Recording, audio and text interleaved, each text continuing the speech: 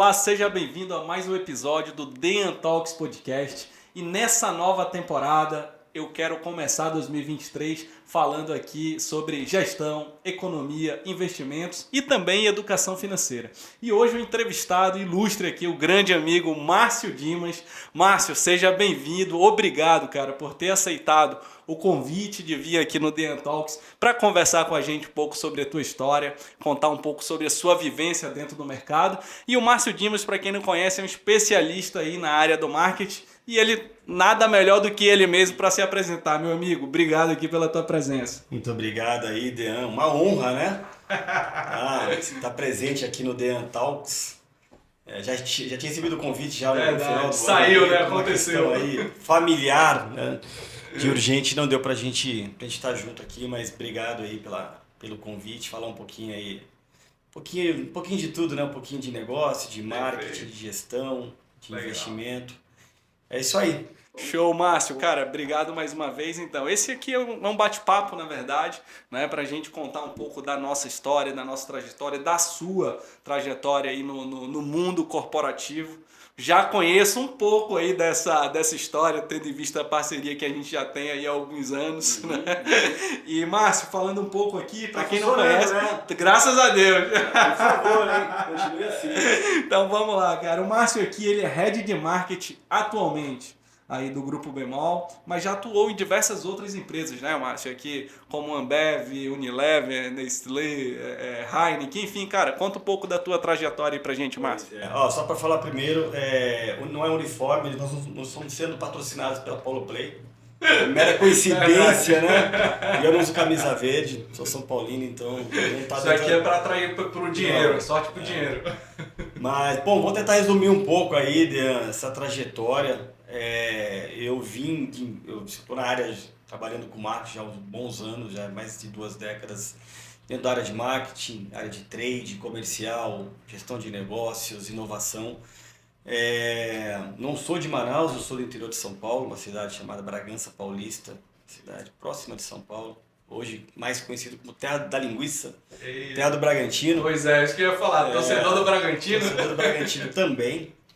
E bom, eu comecei a carreira já dentro de empresas de bens de consumo. Eu trabalhei, acho que a grande empresa que eu iniciei foi na Ambev.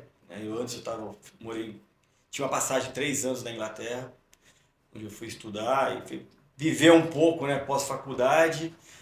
Fiz uma carreira aí bem interessante dentro da Ambev, passando por áreas de marketing, trade, comercial, no corporate, fui para operação, fui para fora do Brasil, fui para a Unilever trabalhar com bens de consumo também, né? Fui trabalhar com uma linha de personal care, fui para a Nestlé, fiquei um tempo na Nestlé também cuidando de uma marca que acho que para mim é emblemática, que é Nescau. Sim.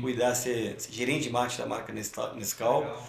E aí foi quando eu voltei, fui morar fora de novo, fui para o exterior, fui morar em Portugal pela Heineken, como diretor de trade marketing da Heineken, e ficando lá 3 anos, mais ou menos entre Lisboa e Holanda, que é a matriz, e vim para Manaus. Nunca imaginava que um dia ia morar em Manaus, recebi um desafio muito bacana, de se juntar a um grupo familiar, que era o Grupo Simões, que é o bottler do sistema Coca-Cola, e foi quando eu vim para cá, final de 2012. Fiquei aí até 2018, e hoje um grande grupo familiar também, que é a Bemol, que é um orgulho de estar na Bemol também. Entendi. Sempre, Márcio, aí na área de marketing, né, cara? Uma área que a gente vê que tem crescido bastante, né? Eu falo aqui que hoje as empresas que não tiverem aproveitando a tendência do marketing, esse crescimento que a gente vê as plataformas surgindo, né, de fato, uma hora ou outra vão estar fora do mercado, né? E eu vejo assim claramente o mercado mudando, as novas formas de fazer negócio, né? A nova economia. E você, profissional de marketing, ou as pessoas que estão entrando na área do marketing, da publicidade, né, tem a oportunidade de estar participando de um mercado gigantesco, né, cara?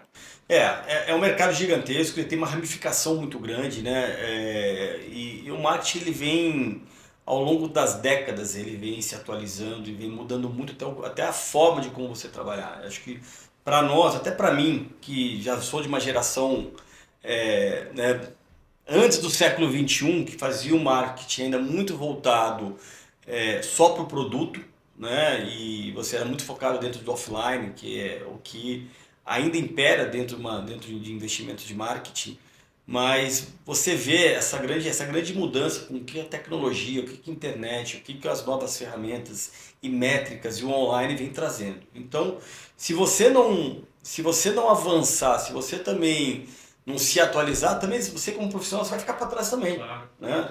É claro, hoje eu estava até comentando antes que hoje os dados é o novo petróleo. Né? Então, hoje os dados, o marketing hoje é muito voltado para dados. Né?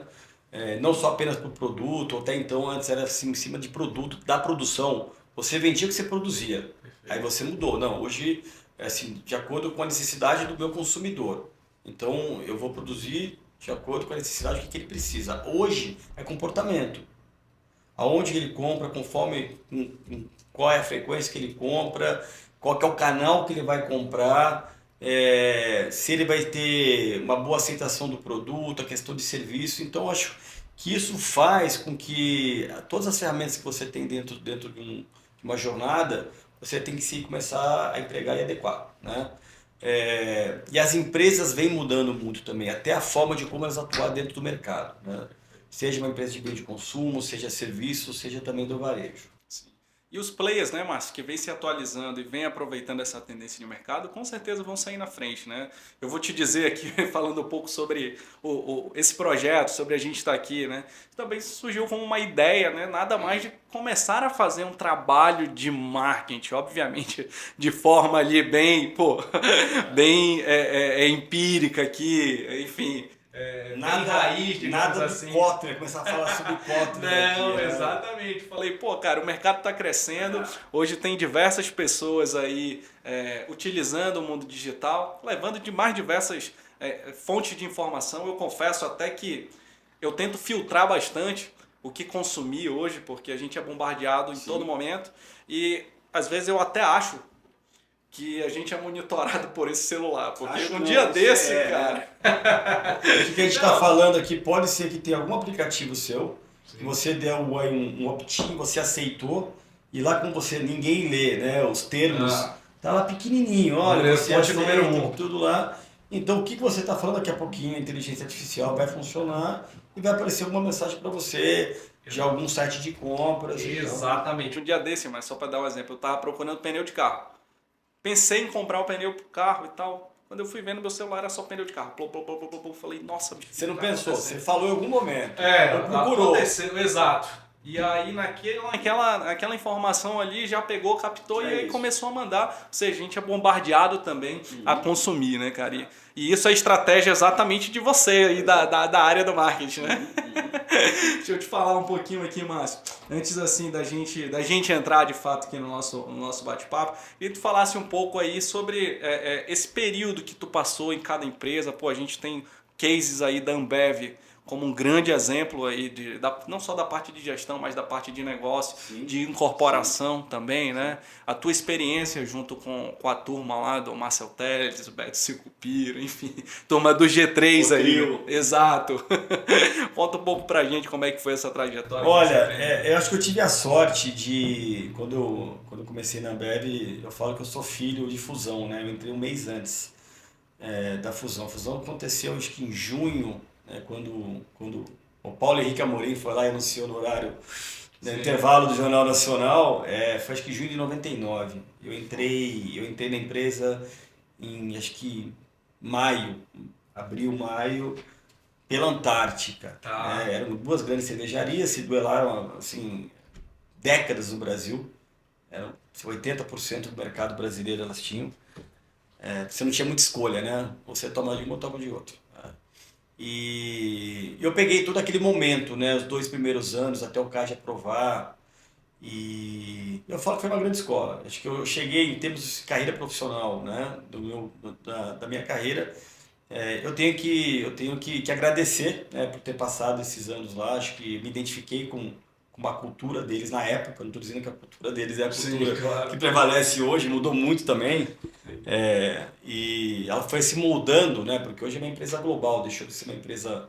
Era a maior empresa multinacional, nacional, 100%, e hoje ela aí tem 60%, né, do mercado de bebidas, de cerveja do mundo.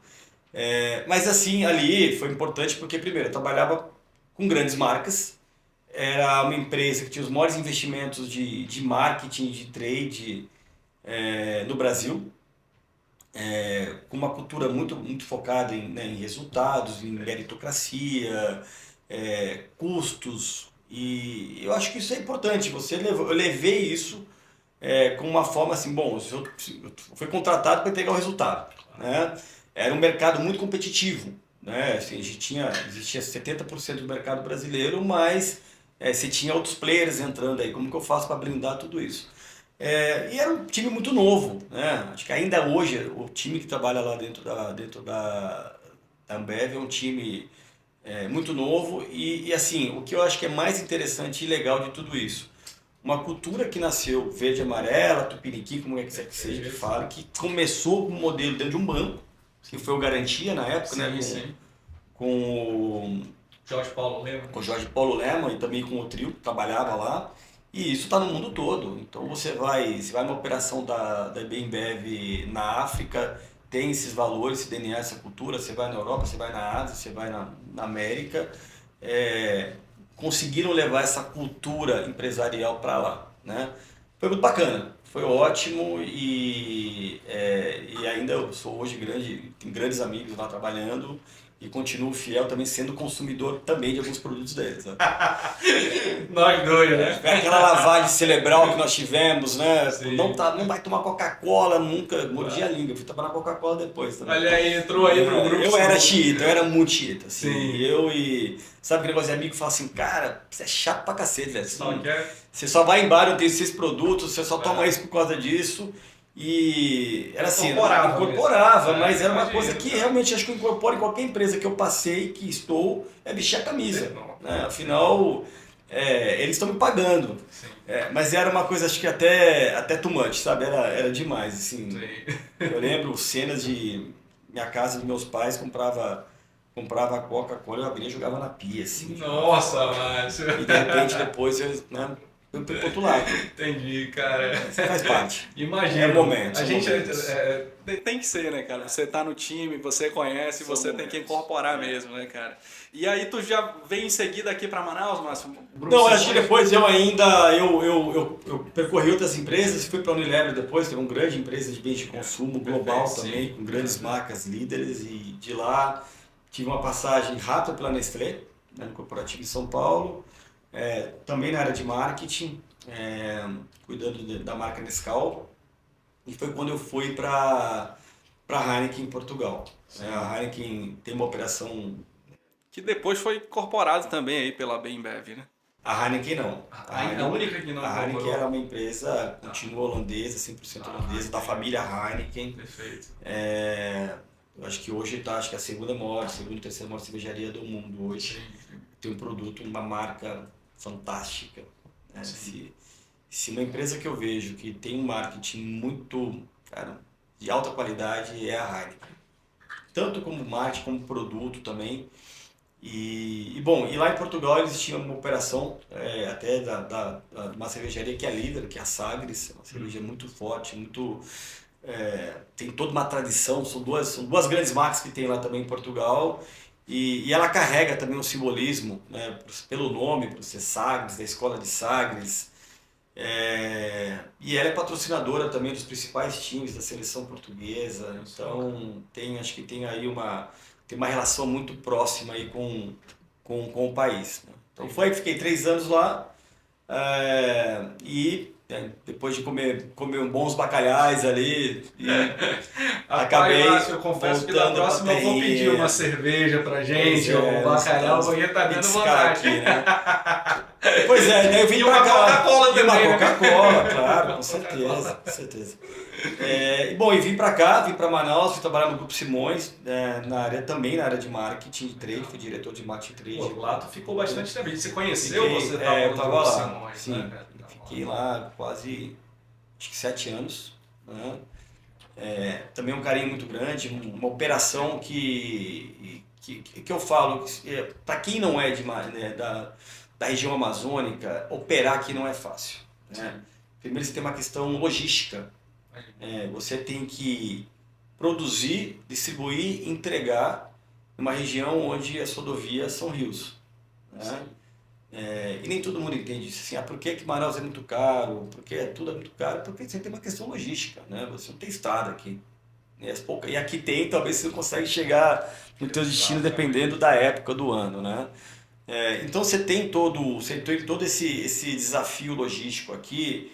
E o que é surpreendente que eu vejo é a capacidade de grandes empresários, de pioneiros que vieram para cá, ou são daqui, e conseguiram assim, de alguma forma, com tantas dificuldades, se progredir aqui.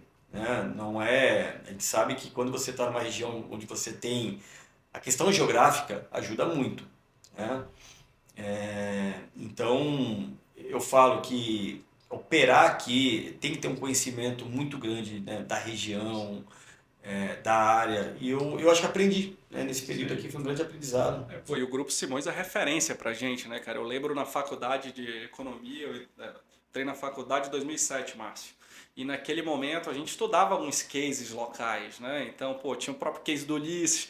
O Ulisses, inclusive, eu trouxe ele aqui na primeira temporada do podcast. Sim. A gente gravou um podcast, então quem quiser acompanhar aí a temporada... Eu trouxe ele uma vez também lá para fazer para nossa... A gente fez uma reunião de vendas uns anos e a gente chamou ele para... Pô, então assim, tem o caso da Masa, a gente tem o caso do Grupo Simões, que também era muito estudado na faculdade, como eu tava falando, e, pô, é referência pra gente, né, cara? E a gente sabe, obviamente, hoje dessa dificuldade do polo industrial, né, de toda a questão que a gente vive aqui, e, pô, você ficou lá durante 8 anos aí fazendo um trabalho mesmo aqui na região muito forte, né? Eu lembro, Márcio, eu lembro até falando do marketing da Coca-Cola, cara, o Papai Noel da Coca-Cola, do Grupo Simões, que rodava dentro da cidade, é marcante pra mim. Inclusive, todo Natal eu fico esperando ainda hoje passar a caravana do Papai Noel. Era tu que organizava aquilo lá? A caravana da caravana de Coca-Cola de Natal da Coca é global. É global, né? É global. E acho que a primeira que teve mesmo foi em 2012. Foi o ano que eu cheguei. Né? Mas você tem, onde tem a operação da Coca-Cola, você tem essa caravana, que acho que é um simbolismo que tem, né? O Papai Noel foi inventado pela Coca-Cola, só pra saber, né? Papai Noel é vermelho, tudo bem, tá lá na Lapônia, mas a imagem, a figura do Papai Noel é da Coca-Cola. Estratégia de marketing da Coca-Cola? Anos 20, se eu não me engano. Nossa, então, acho que antes disso existia a figura do Santa Claus. Sim. Santa Claus é do século passado, né? Então, os filmes de final de ano da Coca-Cola são esperados, aquela coisa assim super, sabe, emocionante, é muito bacana. É um produto que hoje, como marca, sem dúvida, é icônica, uma das principais. Aí, qualquer um reconhece uma garrafa de Coca-Cola só pelo elipse, só pelo desenho. E não só isso, cara, eu lembro também, assim, a gente fala do marketing, né? Aí você vê como é que reforça isso dentro da cabeça. Eu lembro das promoções que tinham, que você tomava Coca-Cola, guardava a fichazinha, a tampinha da Coca-Cola e ia do ioiô, tinha lá os geloucos, tinha depois as garrafinhas, Coca-Cola, né? Pai, será que eu tô ficando velho? Eu tô ficando preocupado aqui, mano. Porque essas foi nostalgia agora lembrar de todas essas. E continua. E tinha os jogadores, pô. A gente teve a Copa agora dos jogadores e tal. E foi interessante porque nesse período que eu fiquei no Grupo Simões, foram anos assim, muito importantes até aqui em termos de acontecimentos esportivos no Brasil. Você teve em 2014 a Copa do Mundo, né? A Coca-Cola, a principal patrocinadora, uma das principais patrocinadoras da Copa, da FIFA, né?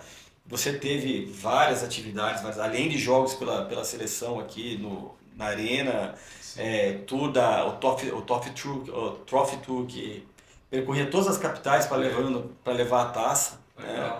A gente teve Olimpíadas 2016 também. Teve Olimpíada também, teve jogos aqui também, uma parte de jogos de futebol teve aqui, Coca-Cola também é patrocinadora. Acho que foi importante, acho que você vivenciar isso profissionalmente é muito legal. Pô, legal, acho que é uma bagagem que a gente leva de experiência e aprendizado. Show, cara. E assim, só pra gente falar da parte do esporte também, eu sei que você é um cara que gosta aí dos esportes. Tenta E fazer uma coisa. me incentivou, inclusive, também Pois a é, entrar no mundo do esporte, né? Pô, ficava ali, depois, Márcio, qual bicicleta que eu compro? Eu lembro que eu te perguntava o que eu faço, para onde eu vou. Esse cara mudou muito, viu? Uma grande transformação. A história dele é muito bacana. Agradeço, meu amigo. E, cara, hoje a gente vê também que os markets também mudaram, né? Hoje a gente vê, Márcio, que a turma está toda no mundo digital. Sim. E hoje eu observava isso, curiosamente, almoçando num restaurante,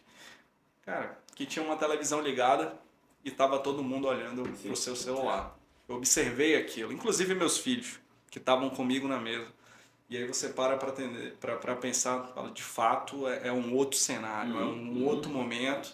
E hoje eu imagino que a gestão que você faz na área do marketing, esse trabalho está muito mais voltado para essa nova tendência, né, Márcio? Tu está num grupo agora, atual no grupo Bemol, imagino que esse deve ser o teu desafio lá, né, cara? Olha, varejo é uma outra história. Quando estava do outro lado, como indústria, bens de consumo, o varejo é parte, né, de todo o teu processo até chegar ao consumidor final. Então, passa pelo varejo. E acho que assim, tem vários amigos que trabalham, né, fizeram carreira no varejo, carreiras brilhantes, e falar, cara, varejo é para maluco. Porque, assim, a velocidade que as coisas acontecem, tudo muito curto prazo, faz que você tome decisões, multidecisões muito rápidas. Às vezes não tem que ter um planejamento, né, P5A, plano 5 anos, plano 3 anos. Não, cara, é daqui 2 meses, 3 meses. Né? Tem até uma colaboradora que trabalha comigo no meu time e ela sempre fala que no varejo você pode acontecer de tudo, também não pode acontecer nada. Né? Num ano que nós tivemos pandemia agora, imagine lojas fechadas. Nossa! Né? Você como é que foi garantir isso, Márcio? emprego, vender, né? Uma explosão que teve de consumo principalmente no online. Se a gente achava que venda online era uma coisa que estava crescendo, sim, foi obrigado a explodir. Quem não estava acreditando, eu acho que foi obrigado. Assim, foi obrigado. E você tem que estruturar tudo isso, né, em termos de tecnologia, em termos de estoque, entrega. Virou tudo um caos. Virou tudo um caos. Tá? E você foi obrigado assim, a estruturar isso às pressas. Tá? Já existia algum plano, Márcio, assim, nessa, sei lá, geralmente as indústrias elas têm aquele plano assim, de evasão, né? Mas é um plano que ninguém está esperando, ninguém esperava. Esperava, assim, todas as escolas fazer curso EAD. Ninguém esperava. Algumas foram mais rápidas. Eu tive dificuldade.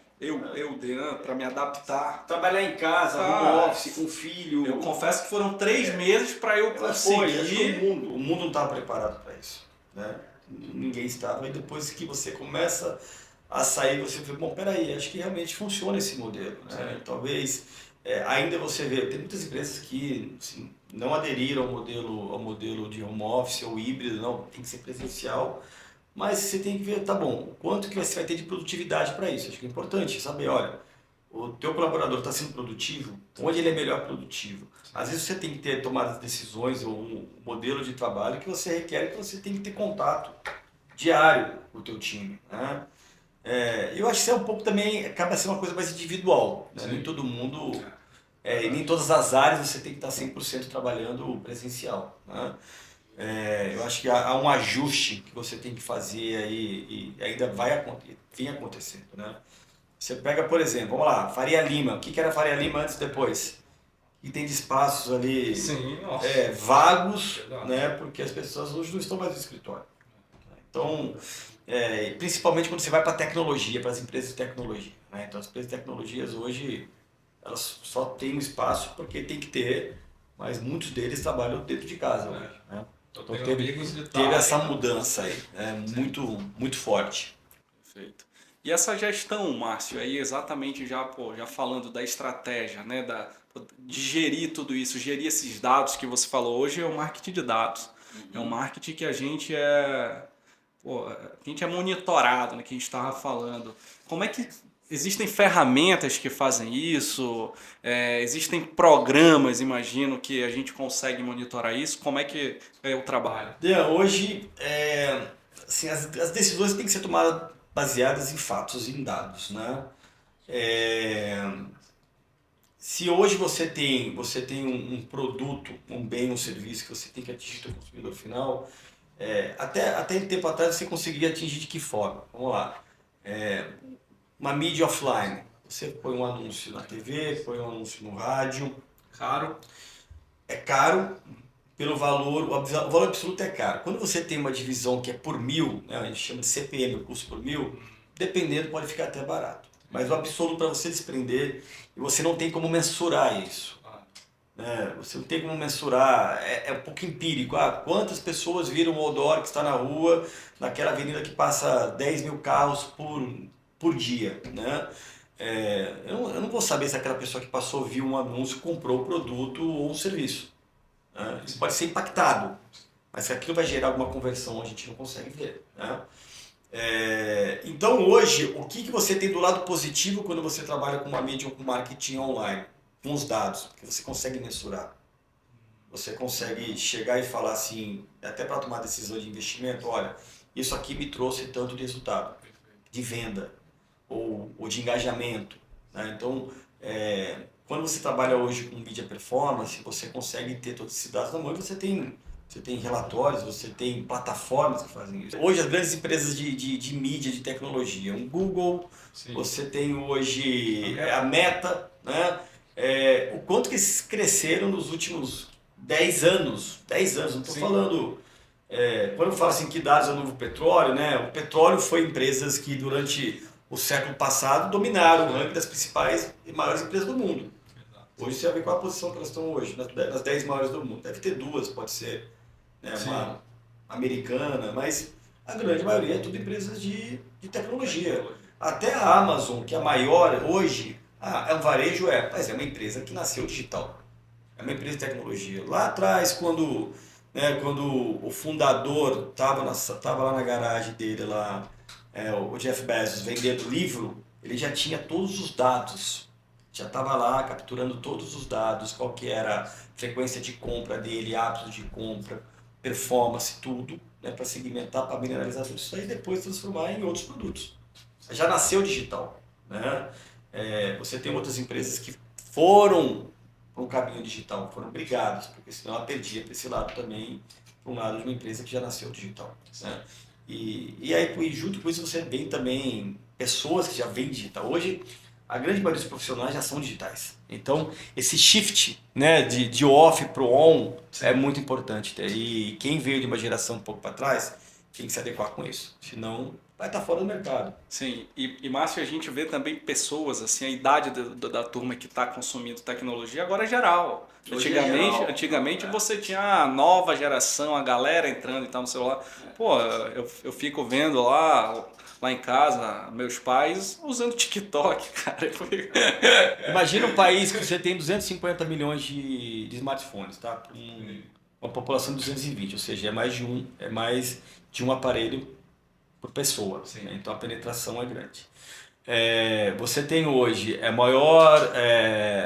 o maior canal de comunicação que tem no Brasil de relacionamento é o WhatsApp. 80% de penetração tem. Né? Então qualquer um hoje usa o WhatsApp. Redes sociais praticamente aí, o Brasil deve estar em segundo lugar no mundo em termos de horas dentro de redes sociais. Então isso são números muito assim, homéricos aqui no Brasil quando você fala em dados. Né? E hoje as empresas têm que capturar isso. De alguma forma capturar para serem utilizados em pró, seja em serviços, seja de você aumentar o seu engajamento com o teu cliente. Acho que marketing de relacionamento hoje é que mais segura hoje o teu cliente, não é só a venda. Né? Você pode pensar só na venda final também. Né? E é isso, cara. Assim, não tem idade. Sim. Acho que não tem idade. Eu só acho que a gente assim, tem que se policiar de você não se entrar dentro de um mundo que você começa a se perder tamanho número de informações. Você tem que saber separar um pouco assim, o quanto que ela tem que ser produtiva para você e benéfica a informação, né, e os dados. Porque senão você vai ficar dependendo a vida toda do que está dentro de um smartphone. Sim. Marketing de relacionamento, Márcio. Esse eu acho que você falou numa palavra estratégica, no ponto fundamental, porque também não adianta, né, a gente fazer um bom marketing, fazer um trabalho forte se você não tem qualidade do serviço, né? Eu acho que são duas coisas diferentes. Você fazer uma boa propaganda, ter um Instagram bonito, um Facebook bonito, como se fosse uma vitrine de uma loja, Se você entregar essa vitrine bonita, hoje a fidelidade hoje com a marca ela mudou muito. Então são muitos valores que são intrínsecos hoje ao produto, né? Não é só ter uma marca bonita, uma marca conhecida, né? O que que ela como que essa marca se engaja na sociedade em termos de proposta de valor, do produto que ela utiliza, como que ela fala com seus, né, com seus clientes ou com a sociedade. Então isso é o que mais pesa hoje para uma empresa, para um produto, são esses valores que ela vai te entregar para chegar a que é com a mensagem do seu produto para eles, né? Não é só ter uma marca famosa, acabou. Você vê quantas marcas famosas aí por algum desleixo se queimaram, né? E cada dia hoje o consumidor ele é mais cético, né? Ele está muito mais preocupado com outros. Acho que a preocupação é outra, em termos sociais, em termos de environment, em termos ambientais. E isso, assim, as empresas e os produtos têm que acordar para isso. Tá? Márcio, eu acho assim também um outro ponto importante, né? Que aqui, pelo menos, no nosso negócio, no dia a dia, lá na área de investimento, a gente leva muito em consideração exatamente o relacionamento, sabe? Eu acho que é algo que, ainda mais assim do nosso lado, trabalhando com formações financeiras, com dados financeiros dos nossos clientes, dos nossos parceiros, a gente sempre sensíveis. Exatamente, a gente sempre se preocupou, obviamente, performance importante, conhecimento técnico também, mas 90% é entender que é um negócio de pessoas. Sim. Né? A gente precisa das ferramentas, a gente precisa, obviamente, dos pontos técnicos ali, mas eu acho que a questão de entender, Claro. e exatamente entregar aquilo que as pessoas precisam, a gente leva muito em consideração, sabe? Então, assim, eu falo que o nosso negócio não é só de números, não é só de investimento, não é só do mercado financeiro, digamos assim, bolsa sobe, bolsa cai e tal. É muito mais de pessoas, é de ser humano mesmo, Sim, né? sim. E você vê, ó, hoje você pega o número dos Estados Unidos, hoje 80% do americano investe na bolsa. Tá? O Brasil a penetração pequena, deve ser 14%.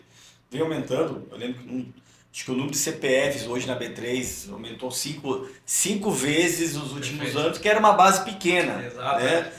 Quando eu entrei, Márcio, em 2008, eram 500 mil CPFs. Hoje são 3 milhões. Pois é isso. Ou seja, a gente está falando aí de 15 anos depois. E ainda é baixo. Ainda é baixo. Mas o ponto que você falou é a questão, quando fala assim, são pessoas, você não tinha até pouco tempo atrás, uma questão de educação financeira. Né? As pessoas não sabiam investir. E muitos não sabem, né? Assim, o Brasil é um país que ele não investe, ele poupa. 70% do brasileiro que tem algum recurso para fazer algo, ele poupa, né? Ou seja, é diferente de investir, está na poupança. E desses 30 que investem, um pouco que investe, talvez não tenha assim, noção de como saber investir. Né? Então, a mudança que você vê no comportamento até do sistema financeiro brasileiro, né, das instituições, sair daquele grande varejo de massa, e só estava lá, grandes agências, você vê isso daí, foram as grandes corporações brasileiras dos bancos, que reinaram muito, né, durante até 5 maiores bancos até então. Pois é, então hoje, olha só o shift que deu hoje, quem são os maiores bancos do Brasil hoje, né? O que trouxe isso? É uma bagagem de novos clientes que são mais digitais, que estão interessados em entender do negócio, entender do serviço financeiro, de um produto, que até então ninguém tinha noção até para explicar o que era aquilo. Né? Hoje você vê, está muito mais democrático. Exato. Né? A democracia de como você gerir o teu dinheiro e como você investir da maneira que você quer. e você ter conhecimento disso. Então, a educação financeira que eu vejo hoje grandes, assim, várias instituições hoje trabalhando com isso, e de uma linguagem muito mais clara, dinâmica, eu acho que tem que ser graças à tecnologia, graças a isso. Exatamente, né? Márcio. Isso trouxe. Exato. Isso trouxe a liberdade, isso trouxe a democracia, então a gente não é só refém dela, mas assim, por um lado positivo, trouxe muita coisa boa. Sem dúvida. Nesse mesmo período aí que eu comecei, não tinha smartphone. O YouTube, eu acho que nem sei se tinha YouTube naquela época, 2010, ele estava começando, entendeu? Eu vim acessar o WhatsApp, acho que por aí também, eu lembro da comunicação na MSN. E de repente, você vê que foi uma coisa assim tão rápida, né? Olha só, a gente está falando de coisas que são novas, que até menos de 10 anos atrás existia. Vamos lá, Uber. Eu lembro a primeira vez que fui para São Paulo, estava com o senhor da empresa, né? A gente estava lá no aeroporto de Guarulhos e disse, eu vou pedir aqui vou pedir um Uber. Ele, o que é que você está pedindo? Uber? Mas você está acompanhando? Tô. Isso aí foi 10 anos atrás, 9, 8 anos atrás, 2014, se não me engano. Hoje você não fala mais, meu filho não sabe que é táxi, mas sabe que é um Uber. Sabe que é um Uber da 99, mas já virou assim, já está no nosso dia a dia, você pedir comida pelo iFood, como outras, assim, outras plataformas que tem que só vieram para agregar e para ajudar. Exatamente. Né? Então a gente não imaginava que essa revolução ia ser tão rápida. E eu acho que ainda tem muito para vir aí para frente, não só em termos de tecnologia, como questões também até sociais, ambientais. Você está no marco regulatório aí da questão de energia solar, você tem até quando que vou ter carro, que são carros movidos a energia de combustão, né? Você tem empresas que a Audi já anunciou que vai produzir o último carro dele com energia de combustão em 2030. Daqui 7 anos. Né? Então, quanta coisa que vai ter que mudar para os próximos anos, agregar a tecnologia. Exatamente. E, Márcio, puxando um pouco aqui para minha área agora, né? Eu sei que você é um cara que gosta aí do mercado financeiro, você é um cara que gosta do mundo dos investimentos. Um pouquinho, né? Aqui um pouquinho de a gente conhece já. Se quiser. Faz parte, normal, né? A gente já acompanha aí, já tem uma história junto aí dentro desse mercado financeiro. Pô, como é que começou? Assim, tu sempre foi um cara que gostou, como você falou, de guardar, de economizar, de poupar, sempre estudou sobre o mercado. Conta um pouco aí do Márcio investidor. Cara, a gente começou lá, sabe, em tempos remotos ainda no interior. Assim, eu acho que eu vim de uma família que, né, soube. Acho que meu pai ele foi bancário há muitos anos, meu pai trabalhou 30 anos em banco. E meu pai não foi de área comercial, ele foi de uma área administrativa, na época chamava de inspetor, que hoje é auditoria, né, no banco. Então aquele cara assim que todo mundo assim, puta, veio o cara assim pra ver o que eu fiz de errado aqui, né? A CVM chegando aqui. A CVM chegando aqui. Mas eu acho que ele nos ensinou muito assim de dar valor, né, do que tem, que as coisas não caem do céu e tudo mais. Eu comecei a trabalhar muito cedo, fui trabalhar num banco, lá no interior, que é um antigo Banco Real. Do Luiz Faria, que até então era um banco, estava entre os top 5 do Brasil na época, eu tinha 15 anos, foi meu primeiro emprego. Então acho que eu aprendi a ter, né, com 15 anos, ter uma conta corrente, ter um cheque, imagina em 15 anos ter cheque, né? Ninguém tinha cheque. Saber administrar um pouco o que você tinha. E depois, quando eu me mudei, fui morar em São Paulo, fui fazer faculdade, e aí eu acho que você tinha que realmente, assim, olha, o dinheiro é contado para você estudar, para você para transportes e, cara, era isso. Acho que aí você começa a entender um pouco a gestão financeira. De ter uma gestão financeira com pouco dinheiro que você tem, né, como estudante.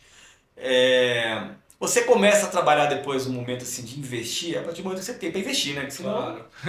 vai fazer o quê? Você vai só estar guardando um pouquinho e não tem nada. Sim. Né?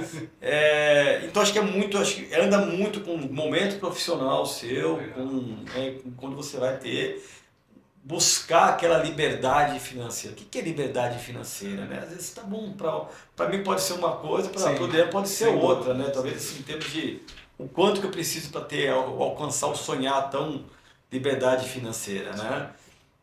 Tem que ter um planejamento. Sem dúvida. Eu acho que, sem dúvida, eu acho que tudo começa aí, né? O mais importante é o planejamento. Estava falando com um amigo meu hoje, você já chegou até a ver, eu tenho uma planilha de acompanhamento aí de tudo que eu gasto. Cara, eu sou chato para isso, metódico. Eu era estagiário, a planilha mesma, ela só foi agregando Mudando as cifras. pastas, gráficos e alguma outra coisa, automatizar um pouquinho, né? Mas ali você consegue fazer teu planejamento. Perfeito. Teu planejamento também ele vai mudando de acordo com o teu momento de vida. Eu digo, Márcio, que o grande passo, o primeiro passo, na verdade, para você começar aí a mudar a sua vida financeira e alcançar a independência, a liberdade financeira, é o planejamento, né? É investir num bom planejamento financeiro. E se você tem dificuldade, cara, procura um profissional, procura alguém da área, uma pessoa de confiança. Como a gente falou, tem conteúdo hoje aí na internet. Tem bastante material, inclusive gratuito dentro da internet para te ajudar. Então, eu acho que esse é o grande passo, né? Começar pelo bom planejamento financeiro, que sem dúvida a gente não gerencia, não mede aquilo que não gerencia, né? Então, se você não sabe gerenciar, procure ajuda. Desenvolva um planejamento financeiro, a gente está aqui para isso, né? Nós como profissionais do mercado financeiro está aí para ajudar. Eu estou aqui no Dentalks, no Instagram, postando conteúdo também para levar a cultura da educação financeira. Recomendo. E ajudar as pessoas, Márcio, exatamente a alcançar essa liberdade financeira, né? Então, aí tu já começou a fazer gestão, já tinha... Eu acho que eu comecei a fazer assim, essa gestão. Comecei a buscar um pouco mais como eu posso diversificar investimento, né? Legal. Meu pai ele poupava, meu pai investia, então meu pai foi aquele que abriu a poupança para os filhos, né? Sempre um pouquinho guardava, que você ganhava de mesada, e era poupança. Mas começar a descobrir o que tem hoje, que eu posso ter um ganho a mais, né? Dentro dos limites, né, que você possa aplicar. Foi que comecei aí a buscar conhecer um pouco mais sobre Bovespa, Legal. sobre entender mercado variável, Perfeito. como aplicar. Vim de uma empresa que já tinha, assim, a Ambev era uma empresa que ela tinha capital aberto, então já tinha um pool aí de colegas que estavam sempre já olhando muito forte a questão de investimentos ali, o que tinha no mercado, e você acaba indo atrás, né? Você acaba vendo, escolhendo, né, quais são os melhores papéis, os melhores produtos que tem e as instituições também que possam oferecer isso. Como eu te falei, hoje há uma democracia, né? Até então acho que era muito fechado. O que os grandes bancos ofereciam é aquilo que você tem, mas se o cara tiver aquele teto, ele abre a porta da esperança para ele ter fundos maiores. Isso democratizou. Hoje você tem aí produtos que um grande banco tem e qualquer outra instituição pode te oferecer. E aí eu acho que é importante você sempre estar muito bem baseado em instituições que sejam seguras. Assim, o dinheiro é seu, mas se der algum problema, você tem que ser conivente porque você também errou na hora da escolha. Né? Então, saber, acho que entender, aprender, buscar um profissional e um bom planejamento. Legal, você tem que começar o ano já pensando assim, como vou terminar o final do ano? Mesmo que seja bem conservador. Muito bom. Márcio, tu falou do ponto aí da diversificação também, e eu imagino que ao longo dessa brilhante história, dessa brilhante trajetória, e a tua passagem também aí no mercado internacional, você deve também ter adquirido alguma experiência em investimentos fora do Brasil, né? Chegou a diversificar um pouquinho lá fora, conta pra gente aí. Cara, não sei ainda, né? Vamos ver, espero o futuro que vai dizer. A gente, de novo, você tem que estar cercado de dados e de informações. Né? A gente vive num país que é sempre aquela apreensão, né? Pô, e aí, como vai terminar o ano? Como vai começar o ano? Sempre assim. Inclusive hoje, né? Inclusive hoje, né? Assim, dados aí os últimos dias. Eu tenho um amigo que ele fala assim, sempre você tem que ter o dinheiro fora do Brasil pela questão da estabilidade. E ele fala assim de dólar, né? O dólar. Ele fala assim, Dimas, no tempo de Jesus Cristo, há 2000 anos atrás, qual que era a principal moeda que você tinha para escambo lá? Era o ouro. Sim. Com 10 gramas de ouro você comprava uma túnica, uma sandália e um cinto. Hoje, com 10 gramas de ouro você compra um terno, um sapato, um cinto e uma camisa. Ou seja, uma camisa. Em termos de valores, depois de 2000 anos, ainda é o lastro mundial, né? Padrão ouro. Padrão ouro. Até hoje. Você pode ver como o mercado está lá, o ouro está ali, está estável, né? E assim, eu acho que eu fui também entender, o tempo que eu morei fora, você tem uma volatilidade muito grande de moedas e tudo mais. E eu acho que temos até para preservar um pouco, né, de que você conquistou de patrimônio, você tem investimentos fora hoje para fazer, seguros, diversificar. Acho que isso é importante, né? Sem dúvida. Assim, falando um pouco do momento que a gente vive hoje, na verdade, eu acho que o Brasil sempre viveu em crise, né? Eu, como profissional do mercado financeiro há 15 anos... Não é para os fracos, né? Eu lembro, Márcio, de 2008, isso foi logo quando eu entrei, 2008, aí depois ali a gente pegou mais pesado aqui pra gente, foi o subprime, né, 2008, aí depois teve a Lava Jato também, que deu uma chacoalhada muito grande, aí a gente teve depois em seguida ali o impeachment da Dilma, depois teve a dela circuit break seguidos, entendeu? Exatamente. E assim, eu lembro de muita gente me ligando, a delação do Temer também, outro dia ali emblemático para o mercado. Aí em seguida veio a pandemia, cara, 8 circuit breaks seguida, quedas, o mercado fechando, não tendo negócio. E a turma ligando, o que a gente faz? Então, assim, eu acho que é sempre bom... Isso que você viveu, imagina um pouco para trás. Isso quando eu estava já. 2008, antes você teve, sei lá, eu nasci no tempo do Cruzeiro. Aí teve Cruzado Novo. Aí teve aquele ano lá que era moleque que tomaram um dinheiro de todo mundo, 18 meses, que a Zélia tomou 18 meses e confiscou. Cara, assim, e você vê, cara... Quantas passagens que esse Brasil já teve em questões financeiras e monetárias, né? Então, assim, é importante, né, mais uma vez, você estudar, ter um bom planejamento, diversificar o seu capital, né, buscar alternativa de investimento não só aqui no Brasil, mas fora, né, para a gente fugir também um pouco desse cenário e proteger, né, um pouco do nosso capital, né? Então, gente, estamos chegando ao fim, Márcio, do nosso bate-papo, né? Para mim é uma grande satisfação, uma grande honra te receber aqui no The Talks Podcast, né? A gente já tinha tentado marcar isso aí outras vezes, mas te agradeço pelo teu tempo, pela tua dedicação, por compartilhar a tua história com os nossos ouvintes aqui, que curtem e compartilhem e que acompanham aí o The Talks Podcast. Esse foi o primeiro episódio aqui da nova temporada do The Talks Podcast. Venha comigo descobrir o mundo das finanças. E esse podcast foi produzido por Tamires Clé, apresentado por mim, Dean Ataíde, e também com apoio técnico de Américo Viana. Obrigado, gente!